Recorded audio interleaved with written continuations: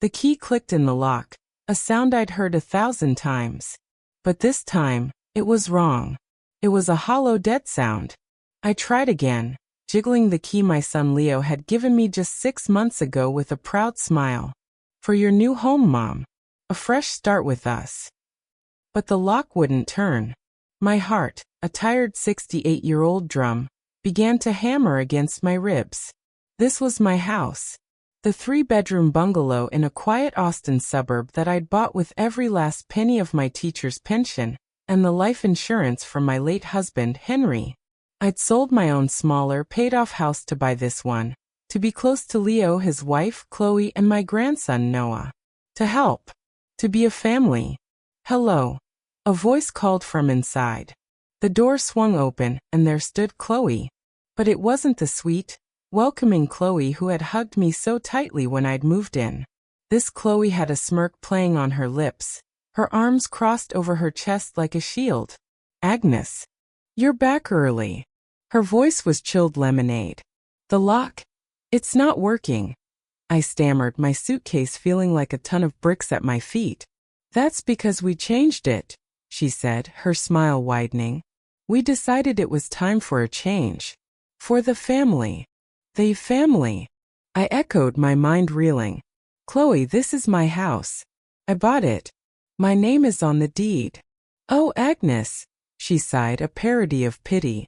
That was a temporary arrangement. Leo and I have been working with a lawyer. We have everything sorted. This is our home now. You need to understand that. The world tilted. The vibrant pink geraniums I'd planted by the porch seemed to bleed into a violent red. Temporary. The word echoed just as it had for the past 6 months. A slow, creeping poison. It had started so beautifully. After Henry died, the loneliness was a physical ache. When Leo and Chloe suggested I sell my house and pool resources to buy a bigger one together. A multi-generational home, Mom. For Noah. It felt like a lifeline. I was thrilled. I trusted my son implicitly. I handed over the entire $350,000 from the sale of my house. Leo, a rising star at his tech firm, handled the paperwork. It's easier if I just manage it all, Mom. Less stress for you. I believed him. I'd signed where he'd put the sticky notes. The first month was a dream. We painted Noah's room together. I cooked big Sunday dinners. Chloe called me the best nana in the world. But the cracks soon appeared. Agnes, your furniture. It's just so heavy, Chloe would say, running a finger over my solid oak dining table, a relic from a lifetime with Henry.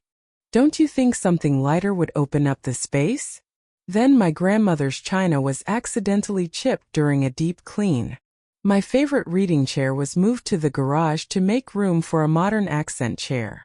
My photographs were gradually replaced with stark, expensive-looking abstract art. I'd voiced my unease to Leo. Mom, you're being sensitive. Chloe just wants what's best for us. For the family. The family. It was becoming a weapon. Standing on that porch, facing Chloe's glacial smile, the final piece of the puzzle clicked into place with a sickening finality. The paperwork Leo had me sign. The way he'd always shushed me when I asked for copies. The joint bank account for household expenses they'd pressured me into which my monthly pension was deposited. They hadn't just taken my space. They had systematically taken my money, my property, and my legal standing. A tremor ran through me, but it wasn't from fear. It was from a seismic shift deep within my soul. The part of me that was Agnes the mother, the pleaser, the grieving widow, crumbled away. What was left was Agnes, period. And Agnes was furious. I smiled. It was a thin, cold smile that didn't reach my eyes. Chloe's smirk faltered. How interesting you should say that, Chloe, I said, my voice unervingly calm. I reached into my purse and pulled out my phone. Because the time has come for me to show you what happens when you try to evict a retired schoolteacher who spent 40 years dealing with master manipulators. You're about to fail your final exam. Her eyes widened in confusion. She expected tears, pleading the defeated old woman. She did not expect this cool, collected fury. But I knew something they didn't. My trip to see my sister Margot in Phoenix hadn't just been a visit. It had been a reconnaissance mission. And the moment my suspicions had solidified 2 weeks ago, I had put a plan into motion that would make their little lock-changing scheme look like a child's prank. As Chloe stared, and as Leo appeared behind her, his face a mask of guilty panic, my mind flew back. Not to the recent betrayals but to the very beginning. To the day, a year ago, when Leo had first proposed this fresh start. We were at my old house, the one I'd shared with Henry for 30 years. Leo had looked so earnest. "Mom, we can get a place with a big backyard for Noah. You won't be alone. We can take care of you." It had sounded so perfect. But a tiny nagging voice, the one Henry always said was my best teacher's instinct, had whispered a warning. I'd ignored it, drowned it out with dreams of baking cookies with my grandson. But I hadn't ignored it completely. Just before I signed the final papers to sell my house, I'd done something on a whim, a final act of independence. I'd gone to see Henry's old friend, Benjamin Croft, a lawyer who had retired but still kept his hand in. I'd showed him the documents Leo had given me. Ben's face had grown grim. "Agnes, this is a quitclaim deed. You're signing your entire interest in the new property over to them. And this power of attorney is dangerously broad." A cold dread had washed over me. But Leo said, it was just to make the purchase easier. "He's lying," Ben said softly. "Don't sign these." And I hadn't. Not those documents. Instead, with Ben's help, I'd signed a different set of papers he drafted. Documents that created a revocable trust, with me as the sole grantor and trustee, to hold the title to the new house. The trust was named the Henry and Agnes Shaw Family Trust. It sounded benign, family-oriented. But its terms were ironclad. I controlled it utterly. Leo and Chloe never knew it existed. The deed they thought gave them ownership was a clever fake Ben had created, a placeholder that gave them no legal rights. I'd kept this secret, this one piece of power tucked away. A teacher always has a backup lesson plan. "Mom," Leo began, his voice trembling. "Let's not make a scene." "Oh, we're way past scenes, Leo," I said, not looking at him, my eyes locked on Chloe. "We're in the realm of consequences."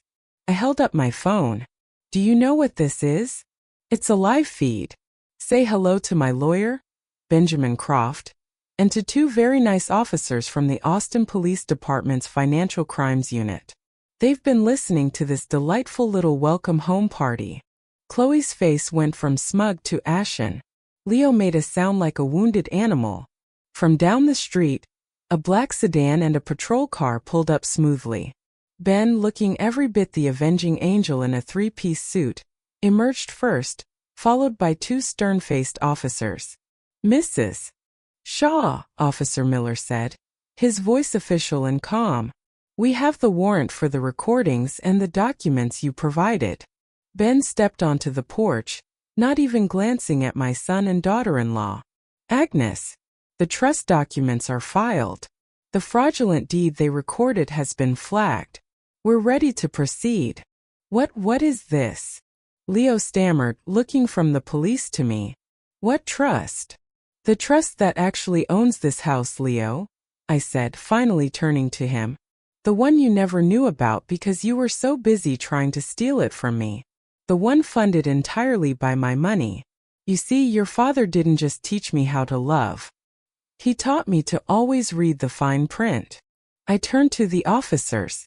"Officers, as the legal owner of this property, I wish to press charges against Leo and Chloe Shaw for fraud, attempted grand theft, and elder financial exploitation. I have evidence of them coercing me into signing documents, illegally diverting my pension into a joint account they control, and now, as you heard, illegally changing the locks to bar me from my own home." The next few minutes were a blur of beautiful, terrible justice. The reading of rights.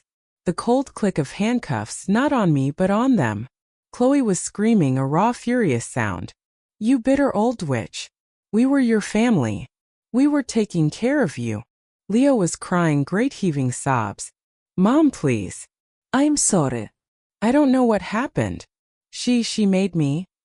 I looked at my son, this stranger I had raised, and felt a sorrow so profound it was almost peaceful. No, Leo, I whispered so only he could hear. You made a choice. You chose her over me. You chose greed over love. A mother's love is unconditional, but her trust is not. And you broke it. As they were led to the squad car, I turned my back. I took the new key Chloe had doubtless made for herself from a hook inside the door, and I walked into my house. It was different. My things were gone, packed away in boxes in the garage. It smelled of Chloe's expensive, cloying perfume. But the bones were the same. The bones I had bought. Ben stayed with me after the police left. It's a solid case, Agnes. With the recordings from your phone today and the paper trail, they'll plead out. You'll get full restitution. I nodded, looking out the window at the empty driveway. I don't just want my money back, Ben. I want my life back. And I took it. I hired movers to pack every single one of their belongings into a storage unit, paid for 1 month. I changed the locks again. I donated all the cold, modern furniture Chloe had bought and slowly, piece by piece, brought my own life back into the house. The legal process took 8 months. Leo and Chloe, faced with the mountain of evidence, took a plea deal. He got 3 years in prison. She got 5, her actions deemed more calculated. The house was unequivocally mine.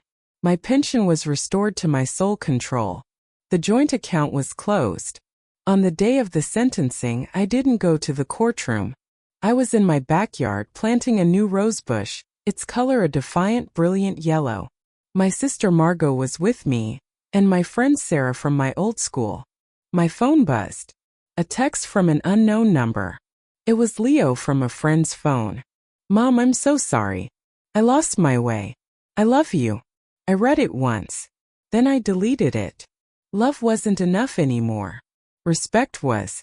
Safety was. Peace was. I looked at the rich, dark soil under my nails, at the bright Texas sun, at the home that was truly, legally, and emotionally mine again. The key had unlocked a hell of betrayal, but I had walked through the fire and emerged, not as a victim, but as the architect of my own freedom. I was no longer just a mother or a grandmother. I was Agnes Shaw. And my story was far from over. For the first week, I did nothing but exist within the reclaimed space. I slept in my own bed, cooked simple meals in my own kitchen, and sat for hours in the living room, now refurnished with my comfortable, worn-in armchair and Henry's old reading lamp. The legal battle was over, but the emotional one was just beginning to settle. My friend Sarah, a fellow retired teacher with a spine of steel, became my anchor. She would arrive unannounced with a casserole or a new mystery novel, her presence a quiet bulwark against the lingering sadness. "You're not having second thoughts, are you?" she asked one afternoon, watching me repot a philodendron. "About sending them to prison?" "No," I said, my hand steady in the soil. "The thought that keeps me up at night is simpler and somehow worse. I look at Noah's empty room, and I wonder if I'll ever see him again." That was the open wound. My grandson. He had been swiftly and quietly taken in by Chloe's parents after the arrest. I had received a single terse email from them, blaming me for destroying the family, and informing me that any future contact would be considered harassment. My heart ached for the little boy who had been caught in the crossfire of his parents' greed. A month after the sentencing, a registered letter arrived. It was from a lawyer representing Chloe's parents, the Wilsons. It formally petitioned for a restraining order on Noah's behalf, barring me from any contact. The attached affidavit was a masterpiece of manipulation, painting me as an unstable, vengeful woman who had cold-heartedly engineered her own son's imprisonment. The rage that filled me was white-hot and pure. They had taken my son, my money, my home, and now they were trying to steal my grandson and my reputation. I called Ben Croft immediately.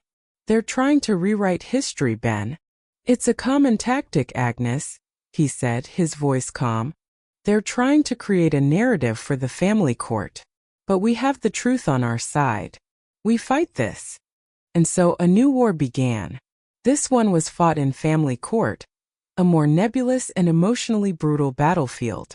The Wilsons' lawyer painted a picture of a stable, loving grandparents' home, contrasting it with the toxic environment I had created. My counterattack was meticulous. Ben and I assembled a dossier not just on Leo and Chloe's crimes, but on my own character. We included statements from Sarah, from Margot, from former colleagues and neighbors, all testifying to my stability, my love for Noah, and my decades of upstanding character. We included photos of Noah and me baking cookies, reading books, working in the garden, the happy memories from before the poison set in. The pivotal moment came during the custody hearing. Mr. Wilson, a stern, silver-haired man, took the stand and spoke about providing Noah with a normal, stable life, away from the drama. During cross-examination, Ben approached him calmly. Mr. Wilson, are you aware that your daughter and son-in-law systematically defrauded Mrs. Shaw of her life savings and attempted to illegally seize her home? Those are allegations from a bitter court case, Mr. Wilson sniffed. They are proven facts, backed by felony convictions, Ben corrected gently. He held up a document. This is a bank statement showing that $45,000 of Mrs. Shaw's pension money was transferred into an account controlled solely by your daughter. Did you and your wife benefit in any way from your daughter's improved financial situation during this time? Perhaps through gifts or loans that were never repaid?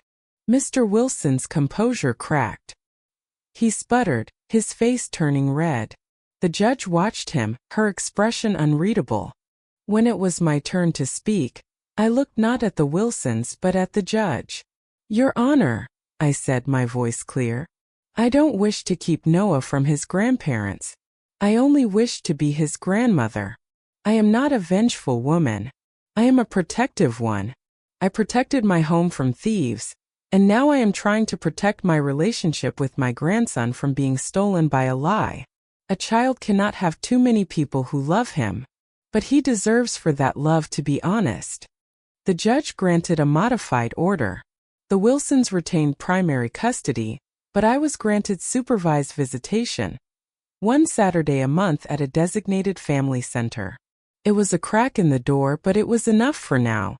The first visit was agonizing. Noah, now 6, was shy and confused. He'd been told stories about me. Nana, he asked quietly, coloring a picture, did you make Mommy and Daddy go away? My heart shattered. I took a deep breath. Your Mommy and Daddy made some very grown-up choices that were against the law, sweetheart. My job with my mother. We're going through something similar with my brother. Her eyes were full of a desperate hope. I was wondering if I could just talk to you for a few minutes. That was the first of many such visits. Word had gotten out through the legal community, through Ben, through the gossiping channels of a small city. I became an unofficial counselor for other older men and women facing financial exploitation by their families. I showed them my paperwork, explained the legal terms, and most importantly, gave them the courage I had found. 6 months after my first supervised visit, the Wilsons contacted Ben. They wanted to talk. We met in his office. They looked tired, the fight gone out of them. Noah misses you, Mrs. Wilson admitted, her voice thick. He asks for you constantly. We were wrong to keep him from you. We were angry, and we were protecting our daughter. I understand protecting your child, I said. I spent a lifetime doing it. We reached a new agreement. Supervised visits ended. I could have Noah for entire weekends. The first time he ran into my arms in my own driveway, shouting, Nana, I'm sleeping over. The last frozen shard of my heart finally melted. On a bright Sunday morning, a year after the sentencing, I was in the kitchen making pancakes with Noah. The doorbell rang. It was a courier with a thick, official-looking envelope. It was from the state penitentiary. Inside was a letter from Leo. His handwriting, once so familiar, was now a stranger's. Mom, I'm not asking for forgiveness. I don't deserve it. I'm in a therapy program here, and it's forcing me to look at the man I became. I was weak. I was greedy. I let Chloe's ambition and my own insecurities poison everything good you ever gave me. I heard you're seeing Noah. Thank you. Thank you for being the person for him that I failed to be for you. He deserves you. I think about Dad a lot. I think about how he'd be ashamed of me. But I also think about how he'd be proud of you. You were always the strongest one of all of us. I love you. I always have, even when my actions screamed otherwise. Leo the First folded the letter and placed it in a drawer in Henry's old desk. I wasn't ready to answer it. Perhaps I never would be. But I didn't throw it away. Later that day, as Noah and I ate pancakes on the porch, the sun warm on our faces, I felt a sense of wholeness. The house was no longer just a symbol of a battle won. It was a home again, filled with the messy, joyful noise of life. The garden was thriving. My new friends were my chosen family. The key that had once failed to turn in the lock now opened a door to a future I had built myself. Not out of revenge, but out of resilience. I had lost a son, but I had found myself. And in the end, that was the only victory that truly mattered. I had passed the final exam not just for Chloe and Leo, but for myself. And I had earned an A+. The rhythm of my new life settled into a comfortable, joyful cadence. Noah's weekend visits were the bright, anchoring points of my month. We built a treehouse in the sprawling live oak in the backyard. A project that involved more mishaps and laughter than either of us could have imagined. I taught him how to bake my mother's secret recipe snickerdoodles, and he taught me about a video game involving a mustachioed plumber, his small hands patiently guiding mine on the controller. The community garden flourished, becoming a vibrant hub. My backyard was no longer just my own. It was a patchwork quilt of individual plots tended by a dozen other retirees. We shared tomatoes, zucchini, and, most importantly, stories. I found I wasn't the only one with a past filled with both joy and sorrow. We were a company of survivors, our hands in the soil, quietly healing together. One afternoon, while helping my new friend, Arthur, stake his unruly tomato plants, he looked at me, his eyes crinkling. You know, Agnes, when my Louise passed, I thought my life was over. But this is good. You've built something good here. It was the first time I realized my small act of reclaiming my own life had created a sanctuary for others. The letters from Leo continued to arrive every few months. I never replied, but I read every one. They were no longer just apologies. They were chronicles of a painful awakening. He wrote about the therapy sessions, the harsh reality of prison life, and his slow, excruciating process of self-examination. He didn't ask for anything, not even a response.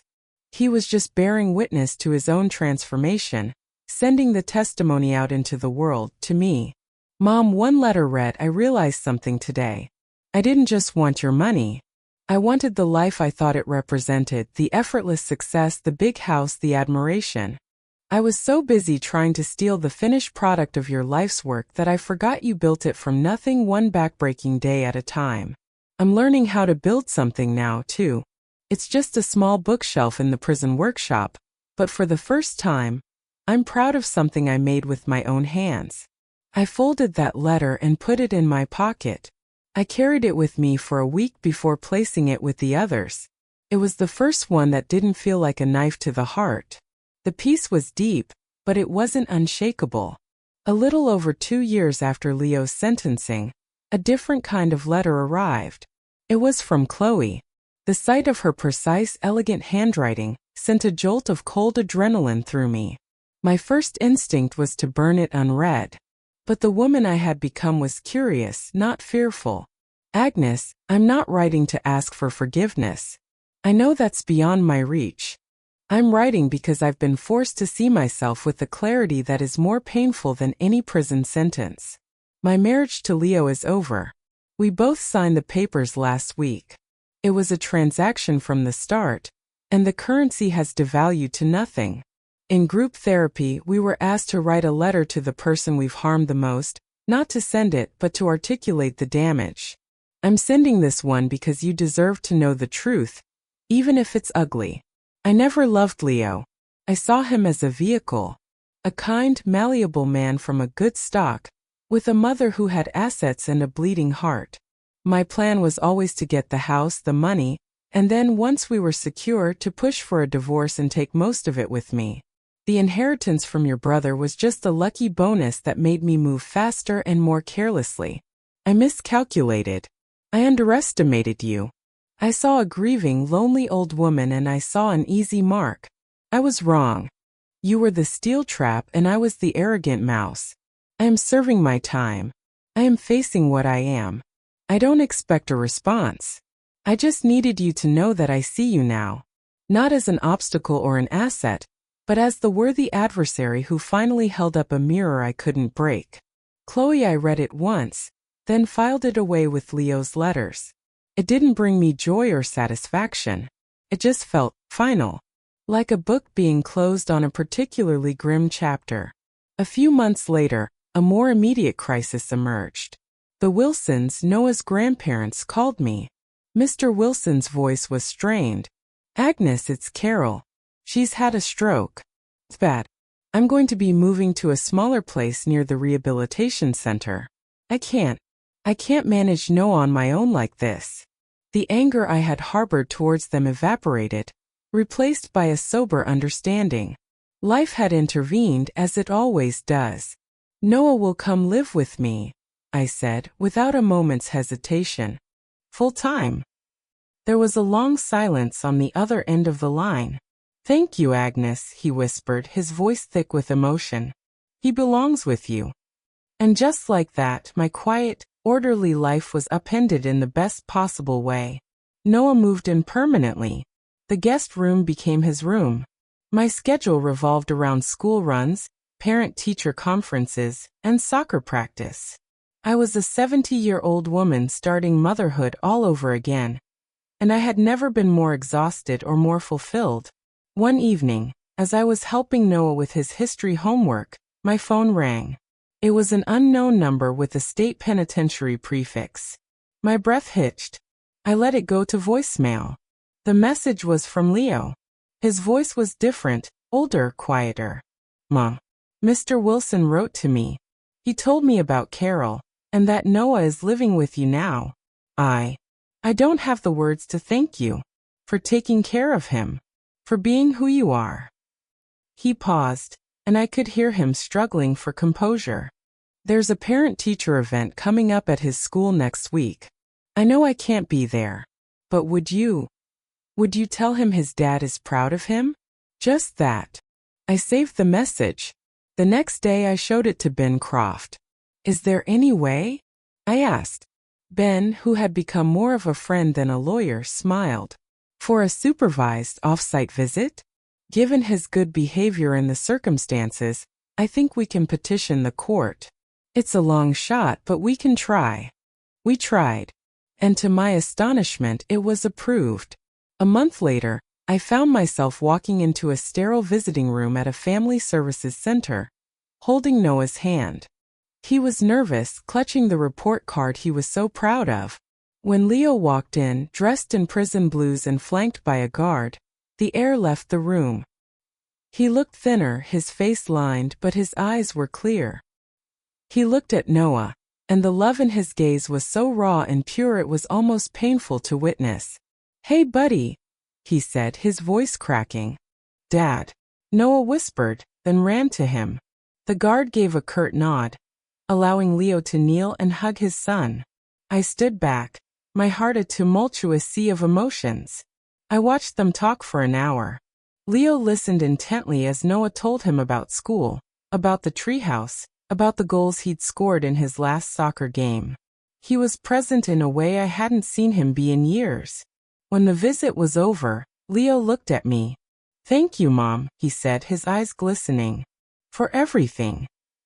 I simply nodded. There were no grand words of forgiveness, no tearful reconciliation. There was just a mother, a son, and a grandson, connected by a fragile, mended thread of love and the brutal, unvarnished truth. On the drive home, Noah was quiet for a long time. Then he said, Nana, is Dad still bad? I thought carefully before answering. People aren't just bad or good, sweetheart, I said. Your dad made some very bad choices, and he's being punished for them. But he's also trying very hard to become a better man. And that's what matters. That night, after tucking Noah into bed, I went to Henry's old desk. I took out a piece of my best stationery and a pen. For the first time in over 3 years, I wrote a letter to my son. Leo, Noah told you about the goal he scored, but he didn't tell you he dedicated it to you. He keeps your picture on his nightstand. The treehouse is sturdy. The garden is thriving. I am well. You are his father. Be someone he can continue to be proud of. Agnes, it wasn't an absolution. It was a bridge. A small, carefully constructed bridge over a chasm of betrayal. And for now, for this new chapter of our lives, it was enough. The house was full, my heart was full, and the future, for the first time in a very long time, was not something to be feared, but to be cultivated one day at a time.